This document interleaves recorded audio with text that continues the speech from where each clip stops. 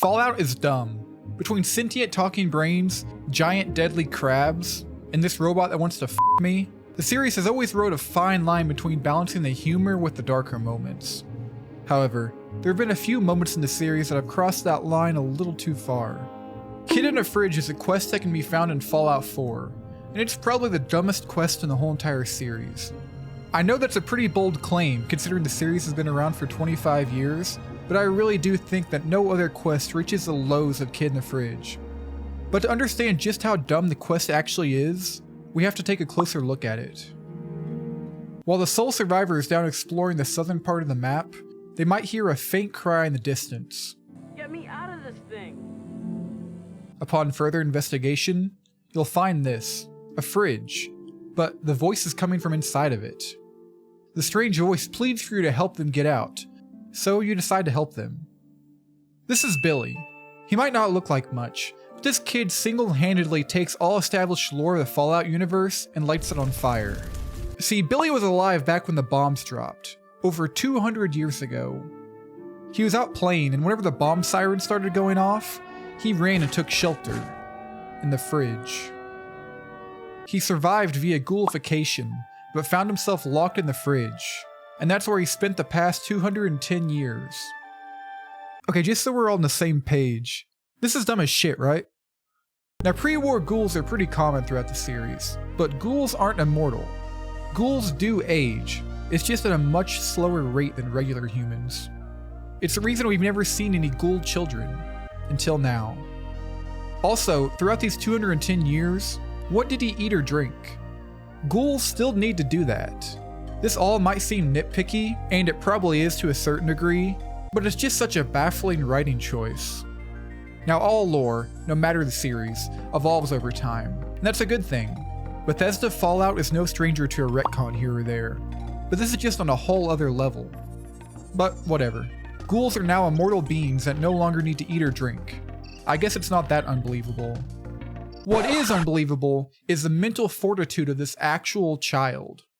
Solitary confinement is a form of imprisonment that involves an individual being completely isolated from outside contact. It's extremely mentally taxing on the recipient, and anything longer than a few weeks is considered inhumane. This motherfucker has been in here for 200 years, over 70,000 days, and the only thing wrong with him is a sore back. Imagine being trapped in a pitch black small fridge, no food, no water, nuclear destruction happening right outside, and to top it all off, your skin is melting off due to intense radiation. This kid should be foaming from the mouth by now. So we talk to Billy and he tells us he wants to go back home with his parents. There's no way this kid's parents are alive. I hate to tell you this, but your parents are probably dead. Dead? You really think so? Vault Boy, not the time for that. So we try to tell Billy his parents are deader than Fallout Van Buren, but he's absolutely not having it. So we'll let him tag along. Our pit boy updates us, telling him to take the young boy, or old boy I guess, to Quincy. Apparently that's where he lived before the war. Whatever, it's not too far of a walk. So we decide to make the trek down to Quincy. On our journey there, we see a shady looking man approaching us from afar. This is Bullet, member of the Gunners and poster boy of stranger danger. I try to do what I do best in uncomfortable situations, avoid eye contact and stay on my side of the street. But it's not long before Bullet initiates a conversation. He wants to buy Billy from us to be used as a child slave, and all for a measly 200 caps. Can you do 350? Damn, you drive a hard bargain. Here's 350. I'm taking the kid. You sold me! You asshole! Now here on the Happy Go Sunday channel, we are strongly against child slavery. Sorry, Bullet. You're gonna have to find another kid to prey on.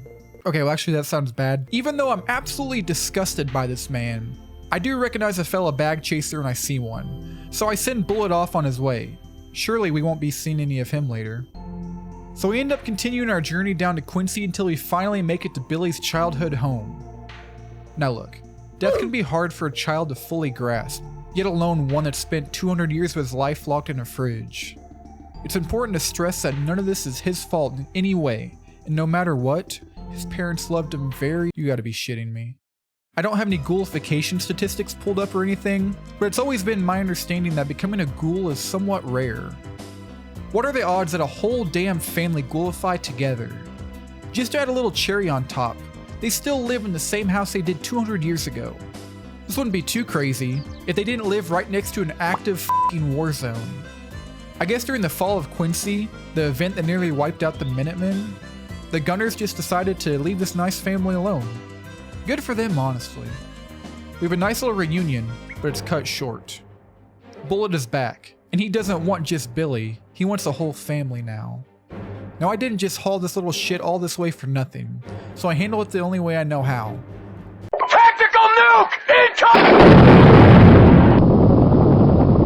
Afterwards, the Peabody family thanks us once again, and our work here is now done. Now between you and me, they do still live 50 feet away from Gunner-held territory, but I got my XP from it, so there's nothing more I can do here. Kid in a Fridge might be the dumbest quest in the Fallout series. Despite this, I can't bring myself to hate it. In a series that can get as dark as Fallout, having a happy ending like this feels kinda good, no matter how absurd it is. Even as ridiculous as it is, I still think every player should complete Kid in a Fridge, at least once. Or let this little fucker rot in there. I don't really care anymore.